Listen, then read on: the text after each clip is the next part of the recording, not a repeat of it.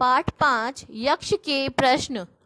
पाठ में पौराणिक काल में महाभारत के एक अंश द्वारा छात्रों को विशाल हृदयता, धैर्य और पक्षपात रहित रहने के गुणों का बोध कराना और उन्हें अपने जीवन में उतारने को प्रेरित करने के बारे में बताया गया है। इसमें कहानी है पांडवों की। देखिए, पांडवों के वनवास का समय था। भूख प्यास से व्याकुल पांडव वन वन भटकते फिर रहे थे।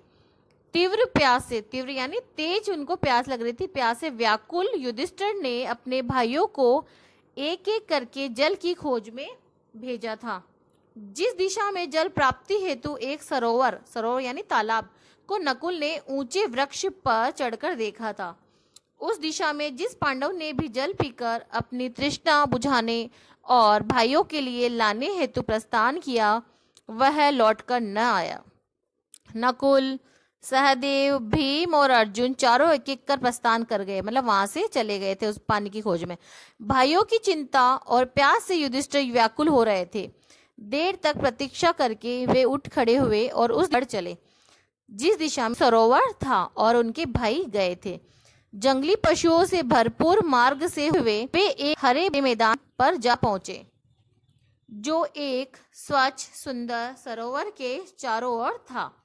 परंतु जैसे ही उनकी दृष्टि वहां मूर्छित मतलब बेहोश पड़े अपने भाइयों पर पड़ी, मतलब उनके चारों भाई बेहोश हो गए थे वहां पे, वे अपने दुख को रोक न सके और बिलक बिलक रोने लगे। उन्होंने भीम और अर्जुन के चेहरों का स्पर्श किया, जो बिल्कुल स्थिर और शांत पड़े थे। विलाप करते हुए युधिष्ठिर बोले, क्या हमारी प्रतिज्ञाओं का यही अंत होना था? ठीक उस समय जबकि हमारे वनवास का समय समाप्त होने वाला है, तुम लोग मुझे छोड़कर चले गए। मेरे दुर्भाग्य के समय देवताओं ने भी साथ छोड़ दिया। जैसे ही उन्होंने अपने भाइयों को देखा जो निर्जीव पड़े हुए थे, तो उन्हें दुख के साथ आश्चर्य भी हुआ कि ऐसा शक्तिशाली कौन होगा जो उन्हें मार सकता है। वह स्वयं भी प्यास से व्याकुल जल ग्रहण करने की इच्छा से सरोवर के तट पर बैठ गए। जैसे ही उन्होंने सरोवर में अंजलि डुबोई, एक आकृति विहीन चेतावनी भरा स्वर गूंजा, कुंती पुत्र, मैं बगुला हूँ। तुम्हारे भाई इसलिए मर गए हैं क्योंकि इन्होंने पर ध्यान नहीं दिया था।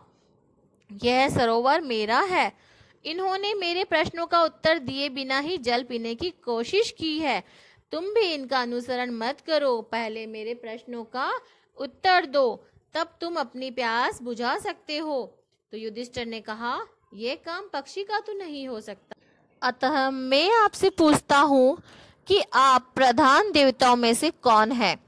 फिर वही आवाज आई, मैं मात्र जल पक्षी ही नहीं हूँ, मैं यक्ष हूँ। युधिष्ठिर ने कहा, मैं आपके अधिकार की कोई चीज लेना नहीं चाहता। आप मुझसे प्रश्न कीजिए। कोई पुरुष स्वयं ही अपनी प्रशंसा करे, इस बात की सत्पुरुष बड़ाई नहीं करते।